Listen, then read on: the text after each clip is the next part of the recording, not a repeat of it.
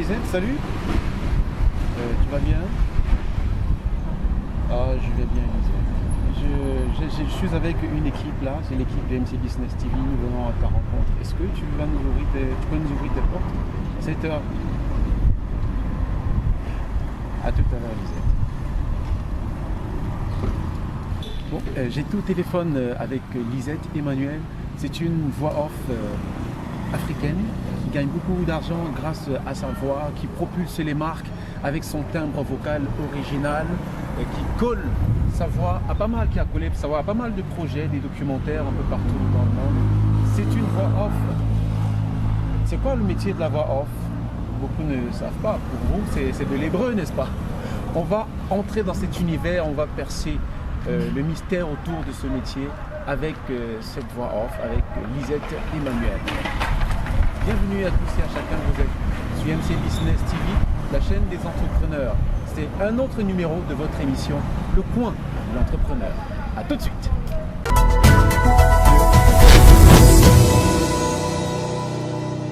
Comme je vous disais, chers téléspectateurs abonnés de MC Business TV, nous allons à la rencontre d'un as de la voix off. Et ce n'est pas Céline Dion, c'est pas Whitney Houston, c'est encore mieux, du moins dans son domaine. Elle, c'est Lisette Emmanuel, voix off internationale. Salut Lisette. Bonjour Ferry. Je vous la présente, Lisette. Tu vas bien? Je vais très bien, par la grâce de Dieu. Et bienvenue sur MC Business TV. C'est un plaisir, Ferry. Tu peux dire bonjour à nos téléspectateurs, à nos internautes. Bien bonjour, chers téléspectateurs. Salut à tous. C'est un plaisir de m'adresser à vous aujourd'hui. C'est un honneur d'être reçu dans cette émission par mon collègue, ami, Ferry. Ouais, parce que c'est qu'ils ne savent pas que je suis du métier aussi. Exactement. Voilà, l'émission, c'est le coin de l'entrepreneur. Mais nous ne sommes pas dans le petit coin, nous sommes dans le grand coin de l'entrepreneur. Pour percer le mystère de la voix off. Pour beaucoup, c'est encore quelque chose de mystérieux, quelque chose d'étrange. Quand on parle de la voix off, on ne sait pas trop de quoi il s'agit. Est-ce qu'on peut commencer déjà par comprendre le concept? Oui. C'est quoi être voix off, Lisette? Être voix off, c'est simplement être un acteur. Oui. Mais un acteur sans son corps. Un acteur avec sa voix. Ça veut dire que si on veut transmettre des émotions, de la tristesse, de la joie, de la gaieté, c'est avec sa voix qu'on va devoir le faire, sans l'aide de son corps. C'est beaucoup plus compliqué même, je pense. Ah ouais, difficile à définir ou à mettre dans une définition. Oui, globalement, parce que des voix, par exemple, de dessins animés, ce sont des voix off, oui. Mais des voix de prompteurs aussi, ce sont des voix off. Ce sont des rôles que quelqu'un joue. C'est un acteur, comme je l'ai dit. Oui. C'est absolument un acteur, mais avec la voix. On n'est pas censé te voir, mais... mais on t'entend et tu passes un message et tu le passes de la plus marquante des manières. Oui, les téléspectateurs, je veux dire, les internautes, le public de MC Business TV a la chance aujourd'hui de pouvoir poser une image sur une voix off. C'est sûr qu'ils t'ont déjà entendu quelque part dans un spot publicitaire, sans savoir que c'est toi. En effet. Mais aujourd'hui, ils ont la chance de poser un visage sur une voix off, parce que normalement, une voix off est hors champ, quoi. Mais aujourd'hui, on est dans le champ. On est dans le champ, on se voit. Et ben, c'est vrai que des gens ne peuvent pas savoir ce que je fais. Pourtant, je suis dans leur quotidien tous les jours, au travers de leur messagerie vocale, au travers de programmes radio et télé qu'ils écoutent quotidiennement. Mais ils ne peuvent pas identifier. Aujourd'hui, peut-être, ils le sauront grâce à toi. Alors, dis-moi, Lisette, comment est-ce que tu rentres dans l'engrenage? Comment est-ce que tu commences le métier? C'est un pur coup de fortuité, si je peux le dire comme ça. C'est un grand hasard. Je n'ai jamais rêvé de ça dans ma vie. J'ai fait lettres bilingues à l'université. Et la première année, je déchante un peu parce que je reprends l'année. Et quand je reprends l'année, j'ai beaucoup de temps. Beaucoup de temps. J'ai cours 2 fois par semaine et après, qu'est-ce que je fais? Et donc, je m'engage en radio parce qu'il y a une radio de la place qui a bien voulu me recruter, qui estimait que j'avais les compétences nécessaires pour plaire à l'antenne. Donc, j'ai commencé la radio et est venu le moment de faire des bandes annonces. Les bandes annonces, des jingles, des habillages en fait d'antenne. Et on en redemandait encore. Et voilà, je me suis rendu compte qu'il y avait quelque chose. Bon, pas moi. L'entourage, les aînés, les encadreurs se sont rendus compte qu'il y avait quelque chose. Mais jusque-là, toi, c'était juste un kiff, quoi. Moi, poser ta voix, c'était juste pour le plaisir, c'était juste pour le fun. Pour le plaisir. Même par obéissance, j'ai envie de dire. Même pas le plaisir, juste par obéissance, parce que mes encadreurs m'ont dit, tu vas le faire. Et 2 années plus tard, je suis recrutée sur une autre antenne en tant que stagiaire. Et il y a une marketiste de la place, une directrice marketing d'une entreprise brassicole de la place qui écoute une bande-annonce que j'ai faite sur cette deuxième antenne et elle dit « Voilà la voix qu'il faut pour ma boisson gazeuse, pour ma boisson pétillante. C'est la voix qu'il faut. » Et elle a contacté le personnel de la radio qui m'a transmis ce marché et je suis partie tout de suite sur un spot professionnel. C'était le tout premier marché. C'était le tout premier, un coup d'essai, disent-ils, un coup de maître. Ouais. Jusque-là, est-ce que tu étais consciente de ta voix? Que non. De sa beauté, en fait? Que non. Mais je me suis rendu compte que c'était quelque chose de particulier parce que lorsque j'arrive en studio, le technicien, à la première pause, dit mon Dieu, il n'y a pas besoin de traitement. Il n'y a pas besoin. Et moi, j'étais juste émerveillée de voir ça. Ça ne me disait rien de bon. Et quelques jours après, je vais avec un autre aîné dans une agence marketing et on faisait un casting de jeunes filles pour un opérateur de téléphonie mobile. Et il a dit, vous cherchez des filles, n'est-ce pas? Ben, essayez-la, elle se bat très bien. Et puis j'ai essayé, et puis j'ai été payée pour cette prestation casting. Donc voilà, c'est parti de recommandation en recommandation. Je me suis installée et j'ai, par la grâce de Dieu, fait pour les plus grandes multinationales. On va en parler tout à l'heure, mais est-ce que devenir voix off était ton rêve de gosse? Du tout. Du tout. Ouais. Du tout. Tu visais quoi depuis le berceau? Tu visais quoi? Toute petite, je regardais Anne-Marthe Mvoto à l'écran et je disais, je voudrais être journaliste. Mais c'était quelque chose de tellement fantaisiste. Je voyais une femme qui était toute jolie à l'écran, qui parlait bien et puis c'était tout. J'avais aucune passion pour la recherche de l'information en elle-même. C'était juste une spéculation. Et quand je me suis retrouvée en radio, j'avais ces souvenirs qui remontaient et je me suis dit, les choses sont peut-être vraiment... Une destinée existe peut-être. Oui. Bah, et évidemment, la vocation s'est révélée. Ta vocation s'est révélée pendant on va dire ton stage et après, de fil en aiguille, les choses ont pris, le rêve a pris corps. Et aujourd'hui, tu es une voix reconnue, connue et reconnue à travers, je dois dire, le monde parce que tu poses. Aussi bien pour des marques sur le plan local, parce qu'on est au Cameroun à Douala, mais aussi pour des multinationales. Est-ce que tu peux me parler de quelques-uns de tes projets, Lisette? Je ne sais pas. Quelques-unes de tes réalisations. Il y en a tellement, mais quel est le projet qui t'a le plus marqué? Le projet qui m'a le plus marqué, c'est vrai que je suis soumise à des clauses de confidentialité, mais l'un des projets qui m'a marqué, c'est le projet Quoi de neuf docteur? Oui, Quoi de neuf docteur, c'est... Quoi de neuf docteur de Evo Solutions. Voilà. Ça sort un peu des habitudes qu'on a de la voix off. Au Cameroun, on pense que la voix off, ce n'est que de la publicité. Juste aller sourire un peu, chantonner, et puis voilà, le tour est joué. Ce n'est pas vrai. Quoi de neuf docteur, c'était un projet vraiment professionnel. C'était un projet pour lequel on entrait en studio le matin et on sortait à la fin de la journée. C'était un projet pour lequel il y avait des contraintes de temps, des contraintes. Il y avait tellement de... Je pense que c'était le premier qui m'a fait me dépasser parce que jusque-là, je faisais du fun. Je faisais aucun effort. Mais avec ce projet-là, j'ai pu découvrir quelque chose de nouveau. Un autre projet qui m'a passionnée, c'est le projet de Cledley Production, le film Le Mystère de Waza qui est à venir. Tout à fait. J'ai représenté un personnage. Je suis une activiste de la défense des droits de la personne albinos. Et donc, j'ai eu l'opportunité de représenter un personnage, le personnage de Bilama, qu'on aura à découvrir dans cette série-là.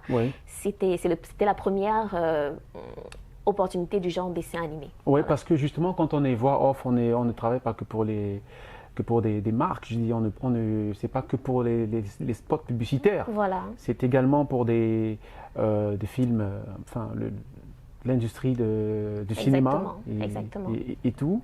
Les gens ne s'imaginent pas combien c'est large. J'ai eu l'occasion, heureusement, de faire quand même beaucoup de le film avec un projet qui n'est pas encore diffusé, le dessin animé avec les Productions, la série avec Quoi de neuf docteur, la publicité, mais il y a également le GPS. Quand une voiture, quand vous conduisez et que vous entendez aller à gauche, ou ensuite à quelques mètres, vous aurez un carrefour, c'est une voix off qui le fait. Tout à fait. Les documentaires, ce sont des voix off qui les expliquent. Donc, il y a tellement d'opportunités et je pense qu'on devrait plus se cantonner ici au Cameroun à ne faire que de la publicité. Parce qu'en publicité, on fait beaucoup plus de promotionnel que tout le reste chez nous. Parce que même la publicité est variée. On fait beaucoup plus de promotionnel et bon, justement, les gens pensent qu'il suffit d'avoir une belle voix pour être voix off, chantonner un peu et c'est tout. Mais non, La preuve, moi je regarde des séries, des dessins animés. Quand vous avez des dessins animés comme, je ne veux pas parler des Simpsons cette fois-ci, mais il y a des voix bizarres, peut-être Bob l'éponge, je ne sais pas. Il n'a pas une voix forcément très normale.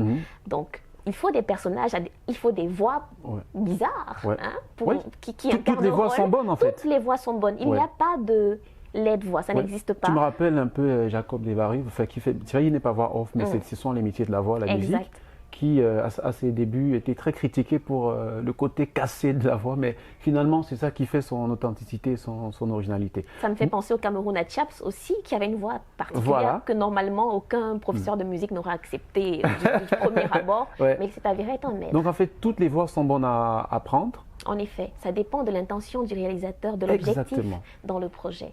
Et comment devenir voix off? À supposer qu'il y a parmi le public d'MC Business TV, supposer qu'il y ait des gens qui veulent devenir voix off. C'est quoi le processus si on veut devenir voix off professionnel? Pour devenir voix off professionnel, il faut se former, absolument. D'accord. Même maintenant, il faut déjà avoir la passion, il faut déjà le vouloir, il faut déjà sentir les aptitudes. Si vous n'êtes jamais amené par exemple à répéter des phrases marquantes que vous écoutez dans les films, ou alors si votre série préférée c'est pas les pubs à la télé, ou si vous n'avez rien, aucun déclic, c'est peut-être pas votre couloir, parce qu'après tout, même si j'explique que le métier m'a trouvé, j'avais quand même de l'amour pour la télévision, les dessins pour animés, les métiers de la voix, les particularités des voix. C'était quand même quelque chose qui me passionnait, même si je ne savais même pas qu'un métier pouvait se trouver derrière. Donc il faut avoir cette fibre-là. Il ne faut pas avoir une belle voix. C'est pas important. C'est relatif en fait. C'est très relatif. La beauté de la voix est relative. Donc, comme j'ai dit, il faut se former, il faut chercher à acquérir d'autres caractéristiques. Se former, c'est faire quoi concrètement? Parce que le dire comme ça, c'est un peu, on va dire... se former, c'est un peu abstrait. C'est apprendre à jouer un rôle, par exemple. Il faut avoir des capacités, d'autres capacités, à savoir être... le jeu d'acteur, voilà. Il faut se former au jeu d'acteur, par exemple. Il faut travailler sa diction, sa prononciation. Les langues, vous savez, les langues ont une couleur. Si on veut parler espagnol, on doit apprendre la couleur de l'espagnol. Il y a la notion de l'accent tonique. Donc, il faut apprendre à prononcer. Il faut apprendre la phonétique, par exemple. Il y a un ensemble de petites disciplines qu'il faut jumeler pour pouvoir s'exprimer comme il se doit et être recommandé sur le marché de la voix off. Mais il faut aussi travailler des capacités personnelles, à savoir la patience, à savoir l'endurance, parce que la voix off, c'est du sport. La voix off, c'est du sport. Il faut éviter des situations de stress parce que ça influe directement sur vos cordes vocales. En tout cas, il faut suivre un coach. J'en suis un. Merci de venir sur mes réseaux sociaux et je vous guiderai là où il faut. Tout à fait. Parce que quand tu en parles, on a l'impression que c'est la chose la plus facile de la planète. Que non. Pourtant, ce que tu es aujourd'hui, c'est le résultat des années d'entraînement. Absolument. Absolument. C'est quoi ta journée type en tant que voix off? En tant que voix off, la journée type, en fait, c'est de se réveiller et de boire de l'eau tiède. De l'eau tiède? Oui. Pourquoi pas l'inverse? On pourrait boire de l'eau ordinaire, mais pas de l'eau froide. L'eau froide, c'est pas bon pour les cordes vocales. Absolument pas. Mais moi, je bois de l'eau tiède parce que j'ai une voix assez délicate. Peut-être j'ai un don, peut-être j'ai un beau timbre, peut-être, mais j'ai une voix très délicate. Pour ne pas dire fragile. Très fragile. Elle réagit à toutes les situations. Que je sois en colère, mes muscles se réagissent. Que je sois soumise à une certaine température, mes muscles réagissent. Ça, c'est pas une grâce pour moi. Mais d'autres n'ont pas ces problèmes. Donc moi, en ce qui me concerne, je bois de l'eau tiède le matin. Dans la mesure du possible, je fais des étirements et je fais quelques exercices de diction. Et ça donne quoi quand tu essaies de faire un exercice de diction, par exemple? Il y en a plusieurs. Je peux juste mâcher, par exemple. Je peux essayer de tenir un stylo, le pousser jusqu'au bout des mâchoires et prononcer. C'est pas agréable à voir. J'ai pas envie de faire ça ici. Vous serez mort de rire à la maison. L'objectif, c'est Vous pourrez penser que c'est des incantations même. Donc, quelques exercices de diction. Et après quelques exercices de diction, je me lance dans ma journée. Je vois si j'ai des rendez-vous, je vois si j'ai des activités, des travaux. Parce que, voilà, principalement, je vis de la voix off. Tu ne vis que de cela? Principalement. Pas que de cela. Principalement. Principalement, c'est-à-dire à 80%, 90%. Bon, disons que 70% maintenant, parce que j'ai une autre activité qui s'est introduite dans ma vie. Bon, si tu veux, on n'en parle pas. Hein. Oui, bien sûr. Bon, ok, parlant de la voix off, est-ce que c'est un métier que tu conseillerais à quelqu'un? Est-ce que ça donne de l'argent? Oui. Oui, ça donne de l'argent. Ouais. Je vais vous dire, moi, quand j'ai découvert ce métier, j'étais une jeune fille qui dépendait complètement, totalement de ses parents, totalement de ses tuteurs. Et petit à petit, j'ai commencé à pouvoir prendre soin de moi avec la voix off. C'est un travail qui n'empêche pas de faire autre chose.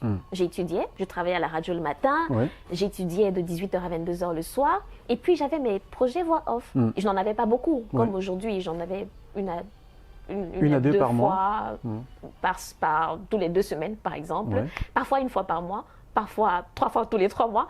Mais imaginez-vous qu'avec ça, je puisse résoudre mes problèmes, à un moment donné, solder ma pension. Vous comprenez que c'est quelque chose, lorsqu'on le prend au sérieux, qui nourrit son homme.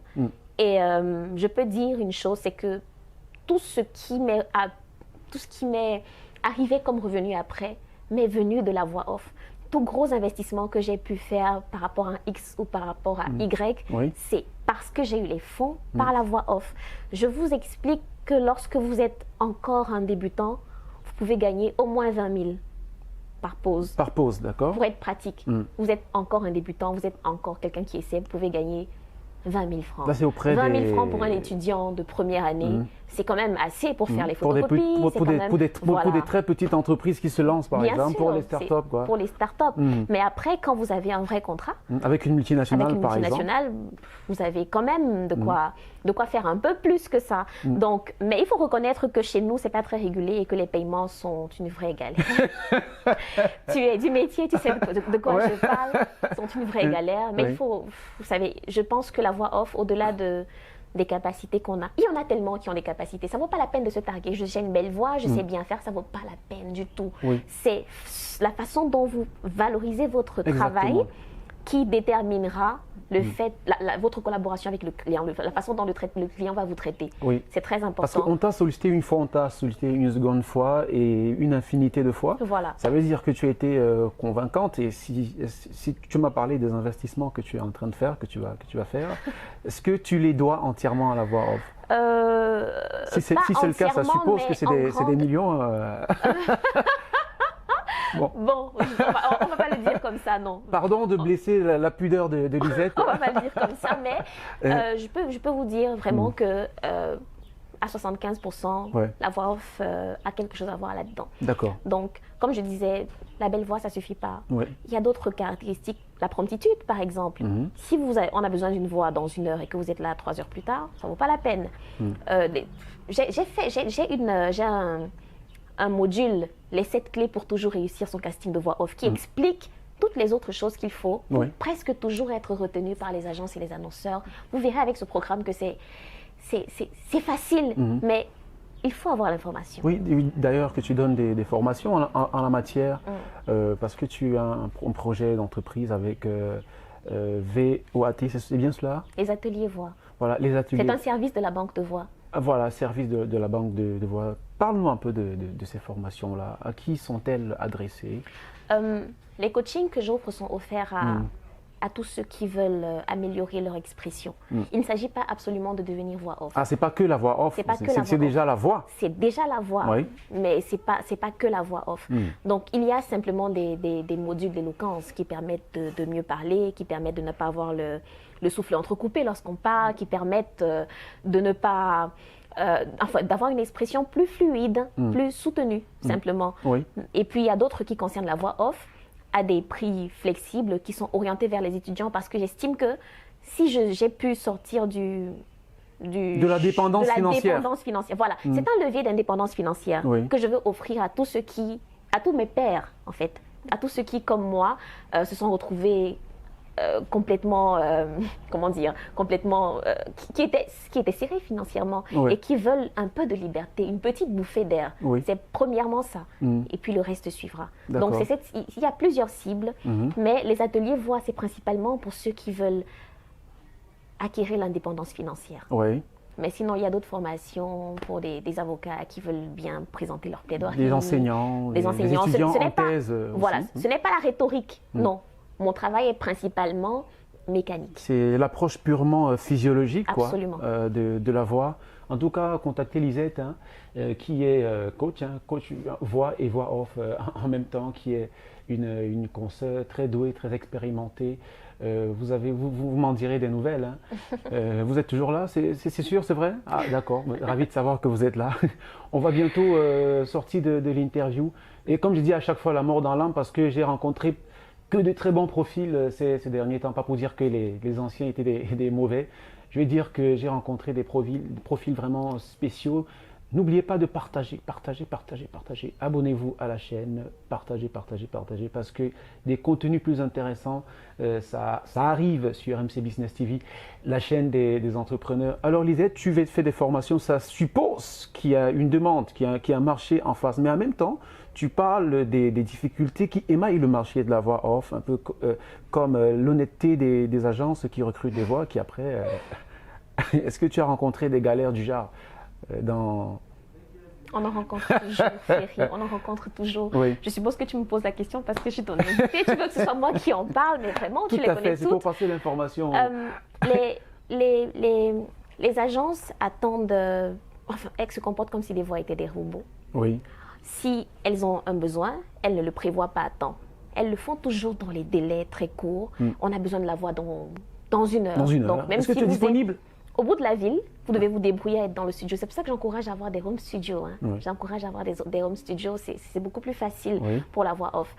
Ensuite, lorsque vous avez fait votre prestation, le paiement peut faire 2, 3, 4, 6 mois et pour certains, 1 an avant d'arriver. C'est très compliqué ça. Et à côté de ça, normalement, la voix est cédée pour certaines entreprises pour un temps. Pour certains produits, pour un temps. Tout à fait. La signature n'est pas le corps du texte d'une publicité, par exemple. Et puis, bref, lorsque vous avez signé un contrat pour un terme, l'entreprise dépasse le terme et réutilise sans renouveler la voix, sans renouveler le contrat, sans effectuer le paiement. Et il faut des démarches pour que ce soit régularisé. Parfois, ça se termine en queue de poisson. Est-ce qu'on doit dire qu'ils n'ont pas de considération, que beaucoup n'ont pas de considération? Oui, beaucoup n'ont pas de considération pour la voix off. La question qui revient souvent, attendez, on vous paye juste pour parler? Juste pour parler? Juste pour une bouffée d'air? Pourtant, c'est des années d'entraînement. Je me demande si c'est juste une bouffée d'air parce qu'ils auraient pu ramener les membres de leur famille pour parler, si ce n'est que ça. Oui. On sait bien que chez nous, on aime bien le réseau, ils auraient pu prendre des membres de leur famille. C'est juste parler. Oui. Donc, il y a ces choses-là qui sont... C'est assez difficile. Et lorsqu'on fait des castings, lorsqu'on n'est pas retenu, on n'a même pas l'information. C'est à la télé qu'on découvre que c'est une autre voix qui a été choisie, ou alors que c'est soi-même, mais on n'a pas encore signé de contrat. Il faut courir, le faire. C'est... Dans notre contexte, c'est... Oui, là, c'est notre contexte parce qu'ailleurs, c'est différent. Oui, on voit c'est différent, des même voix si les voix off ont quand même ces problèmes-là ailleurs. Ailleurs, n'est-ce pas? Ça existe partout, mais à des degrés... À des degrés divers et variés, mais ça ne deviendra pas la norme chez nous, en fait. Non. Parce qu'on se rend évidemment compte, Lisette, qu'ailleurs, on a des témoignages des gens comme Lorenzo Pancino, des voix off qui gagnent des millions d'euros. Oui, mais Lorenzo Pancino, c'est un maître. C'est pas... Tout à fait, c'est pas la même génération. Voilà, donc... Je vais dire que c'est un métier à part... Absolument, et nous voulons que ce soit le cas ici. Nous voulons que ce soit considéré ainsi dans notre pays. C'est un métier, c'est un métier qui est... Je vous assure que si les choses étaient régulières, je pourrais dormir. D'accord. Je pourrais simplement poser la voix et dormir. Mais bon... Vivre de la voix, quoi. Vivre de ma voix, sans rien d'autre. Je n'aurais pas besoin de dire je vis à 70-80% de la voix. Ce serait du 100%. Du 100%. Mais bon, on va y arriver. Et bon, ça viendra. On va y arriver. Il se pose aussi un problème d'organisation à l'échelle de l'Afrique, par exemple. Prenons le cas du Cameroun. Est-ce qu'il existe une vraie organisation de ce métier? Un syndicat, par exemple? Non, beaucoup de voix se plaignent, mais en rang dispersé. Oui, mais c'est aussi parce que les voix sont individualistes. Oui. Elles sont individualistes. Lorsque vous donnez des prix à une agence et que vos collègues sont appelés, ils savent le prix que vous avez donné. Oui. Mais pour passer eux aussi sur le marché, ils diminuent les prix de sorte à vous écarter du marché. Parce que si le client paye moins, c'est naturel qu'il ne se confie qu'à vous. Tout à fait. Donc, c'est eux qui contribuent. En fait, les voix ne travaillent pas avec la vision globale, la vision panoramique, l'avenir du métier. Elles travaillent pour leur rémunération. Pour satisfaire les besoins immédiats, quoi. Il n'y a pas de vraie vision. Il n'y a pas de vraie vision. Mais ce n'est pas ce qu'il faut faire. D'accord. C'est pas ce qu'il faut faire. Parce que je me souviens avoir quelquefois réuni certaines voix pour s'entendre par rapport à des prix, par rapport à la façon de traiter avec une telle ou une telle autre agence. Mais à la fin, je me suis toujours retrouvée toute seule.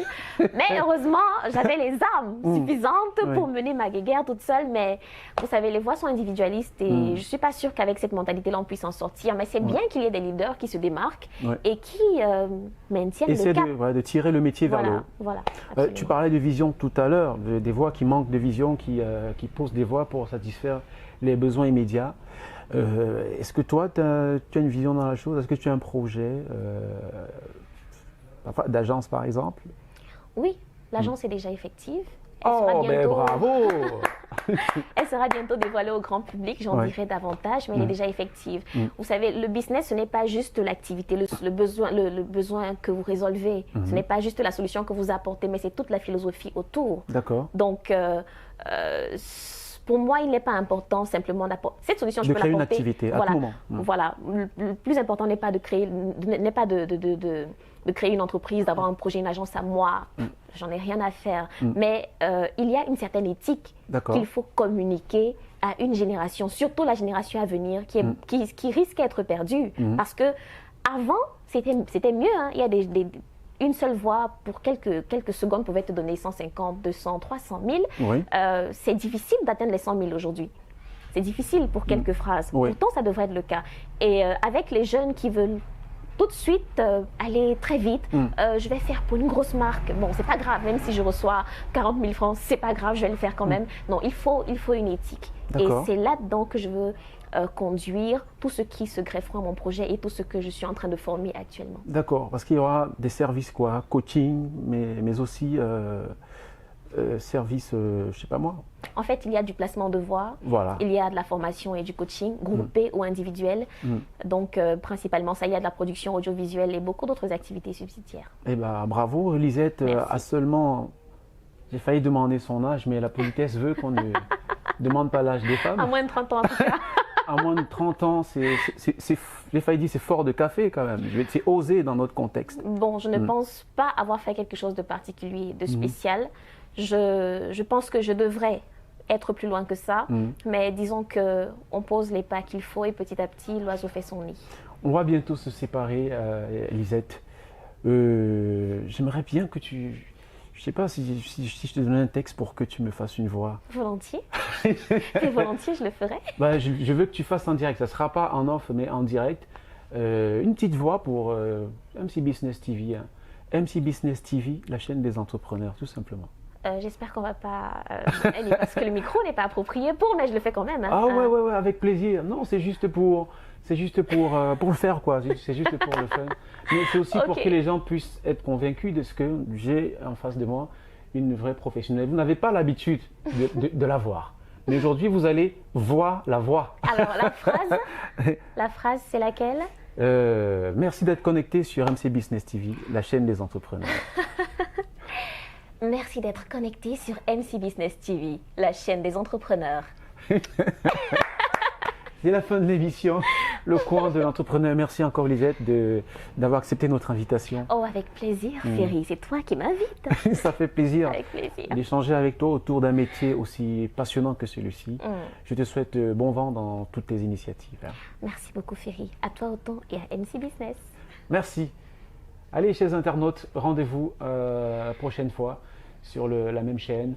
Comme je vous l'ai dit pendant l'émission, n'oubliez pas de vous abonner, de partager autant que faire se peut et surtout d'activer la cloche de notification pour ne pas louter la prochaine escale de votre émission Le Coin de l'entrepreneur sur MC Business TV, la chaîne des entrepreneurs.